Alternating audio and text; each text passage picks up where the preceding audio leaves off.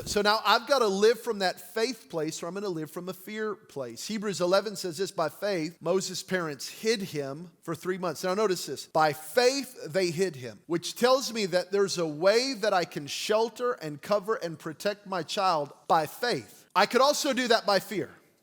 Here's a question that you need to ask yourself, that you need to write down, and that you need to really wrestle with, and that is, with what spirit am I going to raise my children?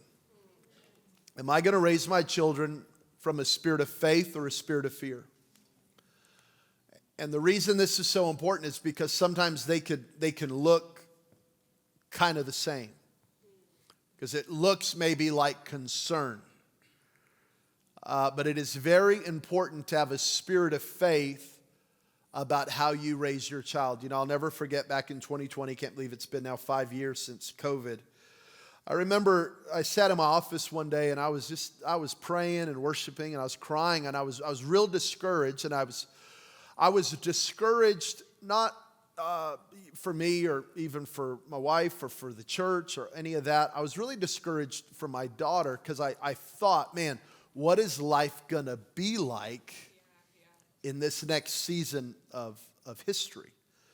Is this gonna be here and go away? Is it gonna be around forever? What, you know, with all these mandates and masks and all the stuff that was happening, and then there was this radical kind of weird awakening of all the gender stuff and all the confusion there and all the progressive ideology that was happening. And I just thought, what kind of world is she going to live in? And I was really bummed, and I was praying, and I was saying, God, I need a word about this, because I'm ready to buy an RV and come on, somebody, move to Zion and disappear. And I knew that wasn't God's will, but I was getting close, you know. I was going to go buy me some of that hydrated food and, you know, figure things out. And the Lord spoke to me so quickly, and He said, I know exactly when your daughter was supposed to be born. Yes. Hello. I know exactly what generation she was supposed to be born into. And she has grace for this season of world history. If I wanted her born in the 50s, I'd have had her born in the 50s. If I wanted her born in 2030, I'd have had her born in 2030. But I knew exactly when I brought her onto the planet. Jabin, there's a grace for her. There's a grace for you. There's going to be a grace for every believer, no matter what comes upon the world, no matter what's happening in Egypt. The Bible said there was a blessing for the children of Israel in Goshen. And He said, so don't be afraid. Don't be afraid of whatever you see. Don't be afraid of the plans of the enemy. Don't be afraid of illness, sickness, disease, because my hand is upon your family, and I'm giving you grace for this season. Anybody receive that word right now? And I just remember going, okay, we're going to make it. We're going to make it. Not sure what it's all going to look like over the next few years, but we're going to make it. And the word that He gave me was from Esther when Mordecai says, do you not realize you're here for such a time as this? Think about, there's a grace on your kids for this season. There's a grace on your family for this season. Man, receive that. Now, so now I've got to live from that faith place, or I'm going to live from a fear place. Hebrews 11 says this: by faith, Moses' parents hid him for 3 months. Now notice this. By faith, they hid him, which tells me that there's a way that I can shelter and cover and protect my child by faith. I could also do that by fear. Right?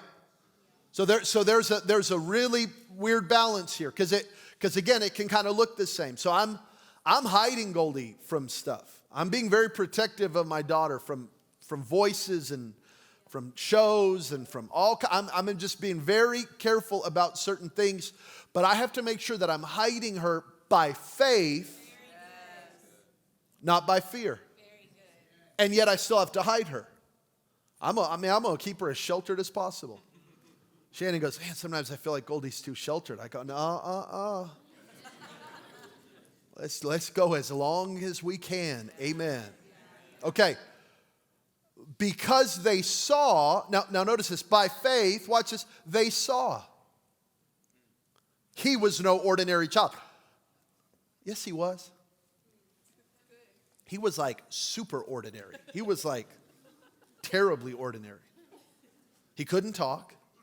He was insecure, full of fear, violent, a murderer, running from God's call on his life. He was like, there was nothing extraordinary about Moses.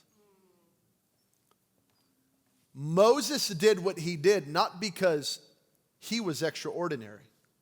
It was because of the faith of his parents.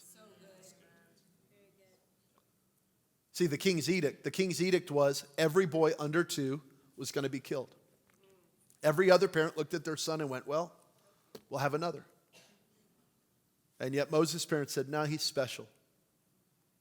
That was not them seeing that he was special as much as it was their faith that was able to see beyond the plan of Pharaoh for a generation. And let me just remind you, the devil has a plan for the next generation. The spirit of Pharaoh is still alive and well, has a plan for the next generation, wants to take out children, wants to take out babies, wants to destroy a generation from 1 living and 2 following Christ. And it's going to take parents that go, we're not afraid of the devil. We're not afraid of the plan of the enemy. We're not afraid of the threats of the enemy. By faith, oh, can I get some faith at a 9:30? Come on, clap your hands. By faith, I see what other people cannot see, and I will not fear what other people fear. So how do you see your child? Do you see them by faith or by fear?